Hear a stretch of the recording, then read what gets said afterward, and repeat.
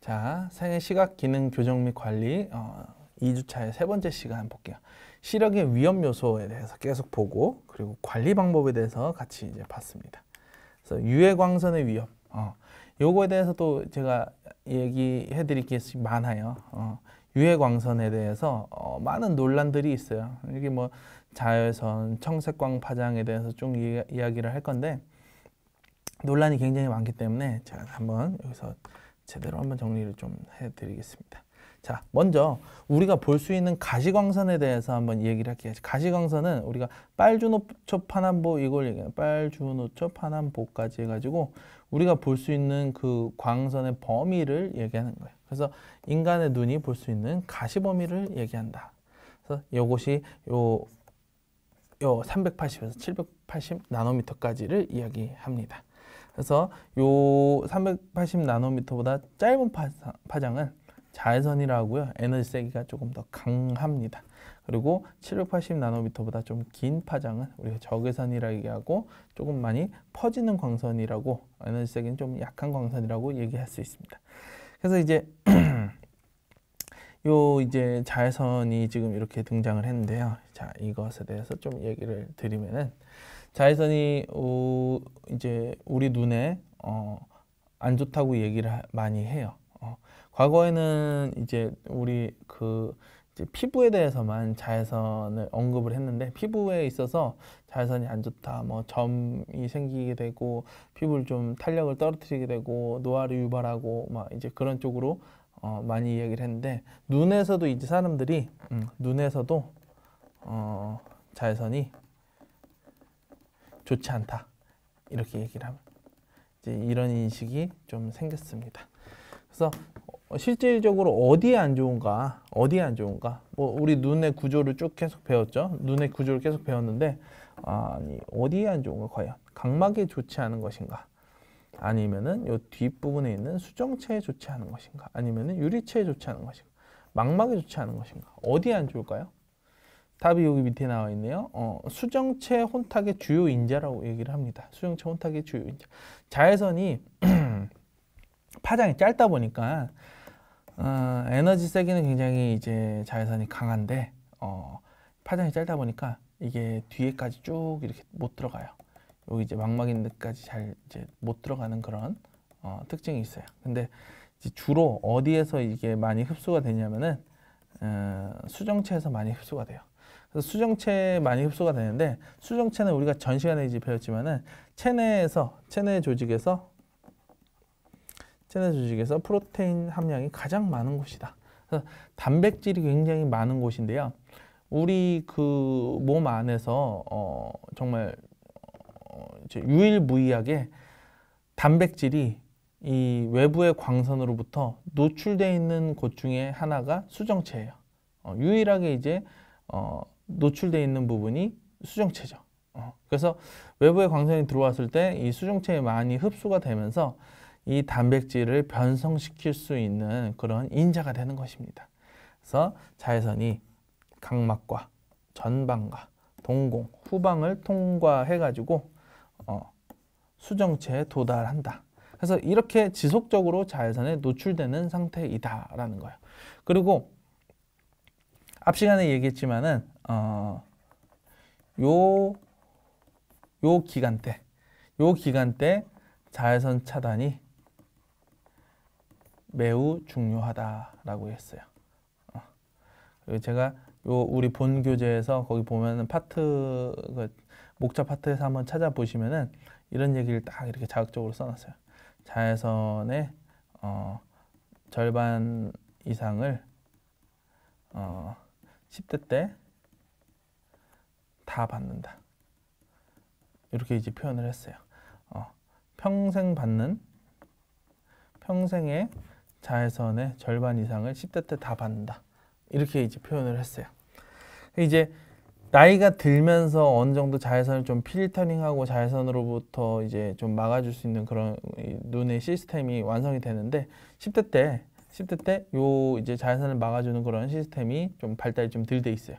그리고 또 특히나 아기 때 10살 미만 때 또 이제 자외선의 노출에 위험이 큰데 그거 왜 그러냐면은 아기들의 이제 눈 주변 근육들의 발달이 완벽치가 않아 가지고 뭐 예를 들면 이런 경우예요. 이제 밖에 아기를 데리고 나갔어요. 그래서 햇빛이 쨍쨍 비치고 자외선 지수가 좀 만약에 높은 날인데 이제 자외선이 많이 눈으로 많이 들어오게 될 때 아기가 이제 반사적으로 자동적으로 눈을 감고 이것을 피해야 되는데 눈 내부를 보호해주기 위해서 눈을 감거나 그래야 되는데 눈 근육이 좀 미성숙한 단계이기 때문에 쉽게 눈을 잘 감거나 이러질 못해요. 그래서 본인도 모르는 사이에 자외선을 좀 많이 받는단 말이에요.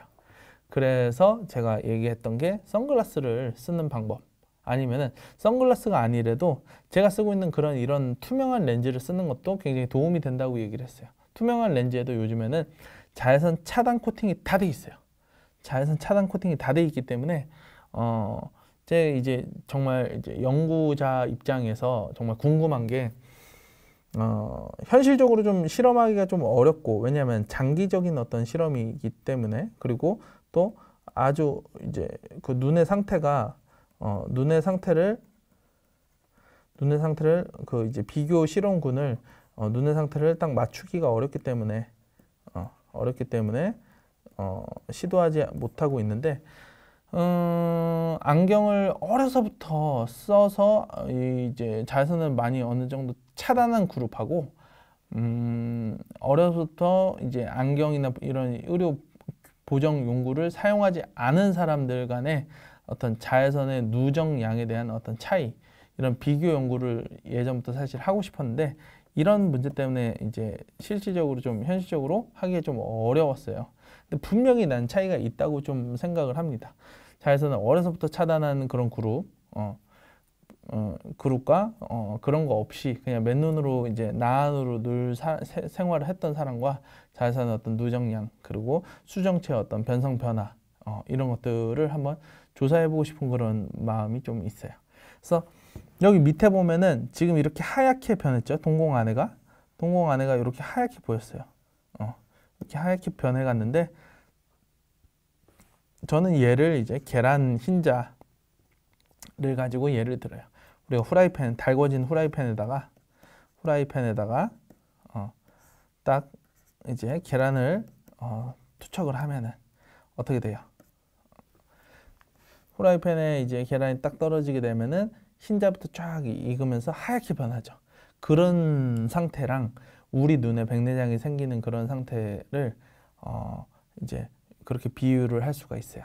그래서 자외선이 이제 오랫동안 노출되고 이러다 보면은 이렇게 하얗게 원래 수정체는 이제 투명하고 이제 외부에 어떤 빛이 들어오면 쭉 통과를 시켜줘야 되는데 이렇게 하얗게 되다 보니까 빛이 산란되게 되죠. 그래서 이 백내장이 생긴 환자는 뭐라고 얘기를 하냐면은 빛이 많이 퍼져 보여요. 흐려 보여요. 답답해요. 뭐가 눈앞에 낀 것 같아요. 허옇게 낀 것 같아요. 이런 표현을 많이 합니다. 그래서 그렇게 이제 어르신들이 표현을 하게 되면은 병원 가서 한번 백내장 검사를 한번 받아봐라, 이렇게 얘기를 하면 됩니다. 그래서 10대 때 평생 받는 자외선의 절반 이상을 받게 된다. 이 말을 잘 기억을 해두시고, 어릴 적에 특히 이제 자녀가 있으신 분들 같은 경우는 아기 때부터 자외선 차단하는 거를 많이 좀 신경을 써줘. 맨날 이제 얼굴 피부에만 이제 자외선 차단제 바르고 이렇게 관리할 게 아니라 눈도 꼭 자외선 차단을 잘 완벽하게 해주는 것이 좋다. 그래서 유년기 때는 눈의 수정체가 완전하게 발달하지 못해서 자외선의 75%는 걸러내지 못한다. 그래서 자외선을 흡수하는 그런 필터 조직이 좀 미성숙한 상태다.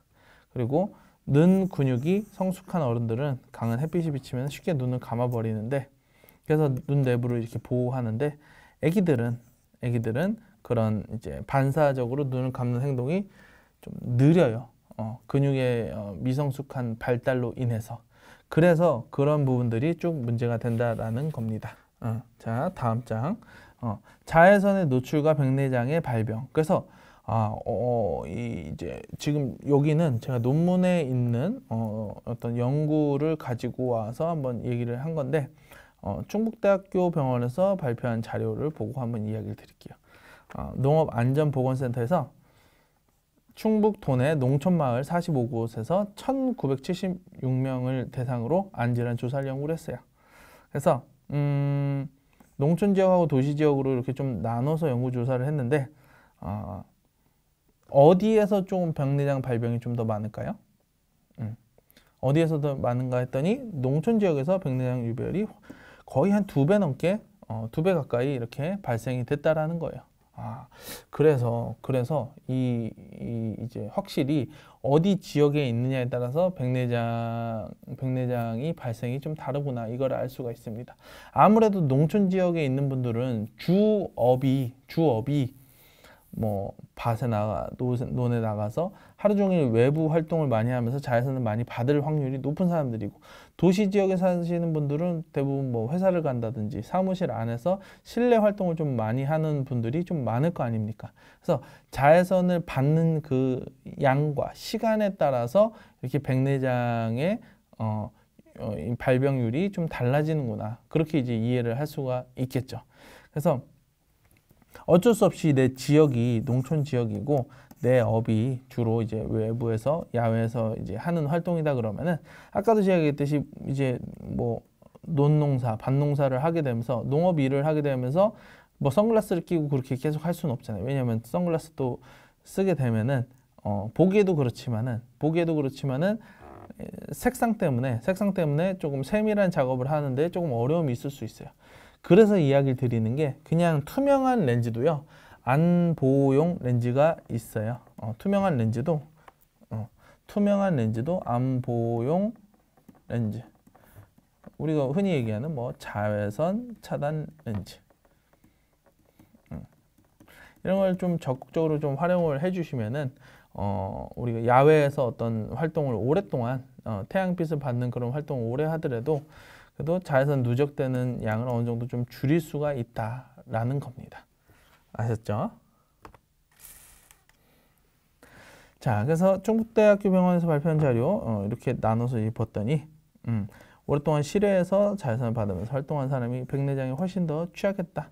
그리고 또 요것도 중요합니다. 요것도 또 중요한데 당뇨가 있는 분, 그리고 평상시에 담배를 많이 피는 분, 그리고 노화, 외상, 스테로이드 계열의 약물, 이런 것들도 백내장 유발인자예요.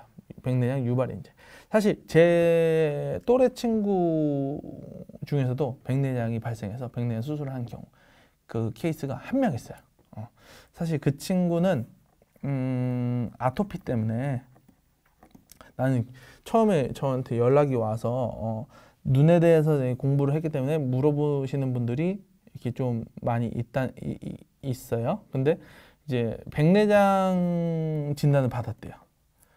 30대 중반이었는데 백내장이라고. 일반적으로 굉장히 흔치 않은 경우거든요. 그래서 자세히 확실히 받은 거야? 라고 얘기를 되물었어요. 그랬더니 확실하게 백내장 진단을 받았고 수술을 할 단계라고 얘기를 했어요. 그러니까 어느 정도 좀 백내장이 좀 진행된 상태인 거겠죠. 근데 백내장이 생길 나이가 아닌데 가만 생각해 보니까 이 친구가 저하고 이제 고등학교 때부터 계속 친구여가지고 잘 알고 있는데 네, 같이 피부과도 많이 따라갔거든요. 아토피가 있었어요. 아토피가 있어가지고 스테로이드 계열 약물을 굉장히 장시간 사용을 했어요. 그게 이 친구의 그 특징이거든요. 근데 역시 이 이제 약물로 인해서 생긴 그 백내장이 맞더라고요. 그래가지고 백내장 수술을 결국 하게 되고 지금은 이제 뭐 선명하게 잘 보게 되는데, 어쨌든 이 스테로이드 계열이 백내장 유발인자라는 거는 너무나도 잘 알려진 사실이고, 그리고 또 그 외에는 이제 교통사고, 외상에 의해서도 이제 수정체가 타박을 심하게 당하면은 하얗게 변하게 됩니다. 그리고 이제 뭐 노화는 워낙 잘 알고 있고, 그리고 담배도 백내장을 좀 빠르게 내 나이 또래보다 조금 더 빠르게 만나게 되는 그런 요인이 된다고 얘기를 합니다. 그리고 또 당뇨 이런 것들이 이제 백내장 유발인자. 그래서 우리가 할 수 있는 노력으로는 할 수 있는 노력과 예방 조치로는 자외선 차단용, 암 보호용 안경 렌즈 착용하는 거. 그래서 꼭 반드시 뭐 선글라스만 생각을 하는 게 아니에요. 투명한 안경 렌즈도 이렇게 차단이 가능하다는 거고요. 그리고 여성분들은 또 콘택트 렌즈 많이 쓰게 되죠. 콘택트 렌즈. 콘택트 렌즈도 이제 자외선 차단 기능이 어느 정도 있습니다. 그래서 자외선 차단 그 기능을, 그런 우수성을 많이 홍보하고 알리는 그런 렌즈가 또 있어요. 그래서 그런 것도 이제 보면 기왕 어차피 렌즈를 낀다고 그러면은 콘택트 렌즈에서 자외선 차단을 해주면은 렌즈가 요 눈 앞에 붙어가지고 어떻게 보면은 그 이제 이 우리가 쓰고 있는 안경보다 차단율만 따지면은 이게 더 나아요. 왜 그럴까요? 안경은 아무래도 완벽하게 내 눈 각막 정점하고 이 안경 렌즈하고 붙어 있는 게 아니고 어느 정도 이 정점간 거리라고, 렌즈에서 각막까지 떨어져 있는 이 거리가 어느 정도 있는데, 콘택트 렌즈 같은 경우는 그게 없잖아요. 그냥 렌즈 각막에다 되게 붙어버리는 거기 때문에 자외선 차단 효과가 뭐 훨씬 더 낫다고 볼 수 있죠. 어떻게 보면. 그렇다고 해서 또 콘택트 렌즈 뭐 무조건 쓰라는 건 아니고, 왜냐면 콘택트 렌즈보다 그래도 눈 건강으로 치면은 안경이 낫기 때문에. 근데 안경은 이렇게 이제 주변에 사광선으로 자외선이 들어올 수 있는 그런 문제는 좀 있다. 그래도 내가 야외에서 활동하는 그 시간이 길다고 하면은 요걸 꼭 고려해 보시라는 거예요. 내가 도수가 없더라도, 도수가 없고 나는 맨눈으로 늘 살아왔던 사람이라고 해도 그냥 투명한 안경 렌즈 도수 없이도 한번 맞춰서 쓰면은 참 좋다라는 겁니다. 자, 이제 두 번째, 청색광, 블루라이트에 대해서 여기 이제 특히나 그 이제 어떤 논란이 굉장히 많아요. 이 블루라이트가 좋다, 나쁘다, 청색광, 블루라이트 이거 차단해야 되냐 말아야 되냐, 차단해야 되나, 그리고 이걸 차단하는 것이 과연 효과가 있느냐, 이게 인터넷이나 요 온라인 글에서도 굉장히 와글와글 많이 떠들고요. 그리고 전문가들 입장도 약간 상반되는 그런 주장들이 많이 있어요. 그래서 이제 인간의 눈에 유해하다고 주장하는 쪽과 블루라이트 뭐 예전 과거부터 계속 있었던 건데 라고 또 주장하는 쪽과 이렇게 큰 어떤 갭이 있는데, 먼저 이제 무해하다고 주장하는 측은 원래 블루라이트는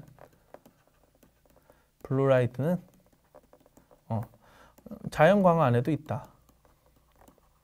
자연광 안에서 존재한다. 그러니까 우리가 이제 태양빛 안에서도 무수히 많은 블루라이트가 이제 쏟아져 나오고 있고, 특별히 이제 이렇게 이제 멀티미디어 기기, 이제 인위적으로 우리가 만든 어떤 그런 기기에서 나오는 광선 양만큼 자연광에서도 충분히 많이 존재하고 있고 우리가 그동안 많이 받아왔다, 이렇게 얘기하는 그런 그룹이, 그런 의견을 내는 무해하다는 측이 있어요. 그리고 또 유해하다고 말하는 측은 자연광에서 쏟아지는 그 태양광에서 쏟아지는 그 블루라이트가 과연 이 생각을 해보면은 사람 눈에서 얼마나 이제 그 거리가 뭐냐. 근데 우리가 이제 만들어서 인위적으로 사용하고 있는 이 멀티미디어 기기, 대표적으로 뭐 휴대폰 같은 경우 굉장히 근거리에서 본단 말이에요. 근거리에서 작업을 하고 보기 때문에 블루라이트가 눈 안으로 쏟아 들어져 오고 더 망막에 손상을 많이 입힐 수 있다라고 얘기를 하는 겁니다. 그리고 또 이제 중요한 거는 사람 눈에다가 참 실험하기가 어려워요. 이 블루라이트를 사람 눈에다가 쏜다는 것 자체가 윤리적인 문제도 있고, 그리고 블루라이트를 쏜다고 해서 정말 뭐 한 몇 달 안에 눈이 확 망가지지가 않아요. 왜 우리 눈은 어느 정도 보호하는 그런 기능도 시스템이 잘 잡혀 있기 때문에. 그래서 만약에 실험을 한다고 하면은 뭐 10년 넘게 10년 20년 추적 관찰을 해야 되는데 이렇게 장기 관찰을 하기가 어려워요. 그렇죠? 그렇기 때문에 실질적으로 어떤 객관적인 실험 데이터를 내고서 이렇게 확실한 그런 결론을 얻기가 좀 어려운 부분이 있고, 근데 이제 쥐에다가 실험을 해봤어요. 쥐 실험을 해봐서 쥐에게 이제 쥐 망막 세포에다가 여러 가지 파장대의 광선을 쐈는데, 블루라이트에서 셀 데스가, 세포 사망이 많이 일어났다는 결과를 얻었어요. 그래서 쥐 실험을 해보니까 망막 세포가 죽더라, 망막 세포가 이제 사망하더라, 이런 결론을 얻어서 분명히 나중에 그 인간의 어떤 실험 결과가 정확하게 나온 건 없지만은 우리 인간의 눈도 이 쥐처럼 망막 세포가 결코 좋지는 않을 것이다 라고 이제 주장을 하는 겁니다. 그래서 이렇게 이제 좀 상반돼 있는데, 근데 저의 개인적인 입장으로는 보면은 파장대가 좀 짧고 에너지 세게 강해서 눈에 이익은 되지 않을 거다라고 생각이 듭니다. 그래서 이제 우리가 그 앞에서 이제 배웠던 거 황반 변성이라는 게 있는데, 황반 변성도 사실 우리가 교과서에서 노인성 황반 변성이라고 얘기를 해요. 노인성 황반 변성이라고 얘기를 하는 게, 이게 나이에 따른 그런 대표적인 변화가 황반 변성이에요. 나이에 따라서, 나이가 많이 먹을수록. 근데 이 황반 변성이 최근에 20대, 30대에서도 발생돼요. 근데 참 그 신기한 게, 원래 과거에는 요 연령대에서 이게 발생하지 않던 건데, 이것이 급증한 거를 보면은 황반 변성이 망막의 세포의 기능이 저하되는 건데, 아무래도 이런 변화가 우리가 많이 사용하는 이런 스마트폰, 멀티미디어, TV 막 이런 데서 많이 쏟아져 나오는 이제 광선, 청색광에 대해서 영향을 받은 것이 아닐까, 이렇게 생각이 드는 겁니다. 그래서 유해하다는 입장 쪽에 저는 좀 가까운데, 동물 실험에서도 장시간 수용 결과 청색광이 유해하다고 이렇게 결론을 얻었고, 망막의 드루젠 발생, 그리고 황반이 손상된다라고 이렇게 얻었기 때문에, 그래서 이제 이렇게 인간에서 장시간 청색광을 노출해서 실험한 결과는 없기 때문에 근거가 부족하다라고 주장하는 게 이제 무해하다고 주장하는 측이에요. 그 이제 그렇게 실험한 결과가 없기 때문에 청색광을 노출시켜서 인간에 한 그런 결과가 없기 때문에 안전하다. 나는 뭐 10년이고 15년이고 지금 이렇게 스마트폰을 써왔는데 내 눈은 아직도 1.0이 나온다. 이렇게 주장을 해서 계속 이제 스마트폰에 그 청색광에 노출되면서 살 수는 없다라는 거죠. 언제 무너질지 모른다는 거예요. 언제 무너질지 모른다는 거. 단지 뭐 이런 얘기하고 똑같겠죠. 얘기를 들면은 나는 담배를 뭐 20년간 폈는데 아직 폐에 이상이 없다. 근데 점점 나도 모르는 사이에 손상될 확률이 높고요. 그리고 모든 어떤 의학계나 의학을 전공하고 과학을 전공하는 사람들이 이제 대다수의 공통적인 의견은 담배는 유해하다는 쪽입니다. 그렇기 때문에 지금 당장 이제 어떤 결과가 없기 때문에 무리하게 계속해서 청색광에 노출되고 이제 무해하다고만 생각을 하는 것은 조금 위험한 생각일 수가 있다는 거예요.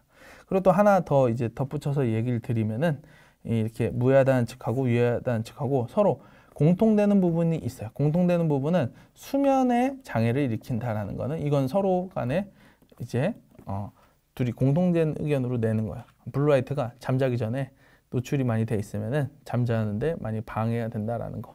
이거는 이제 논문으로도 많이 나왔기 때문에 이거는 좀 공통적인 의견으로 보고 있습니다.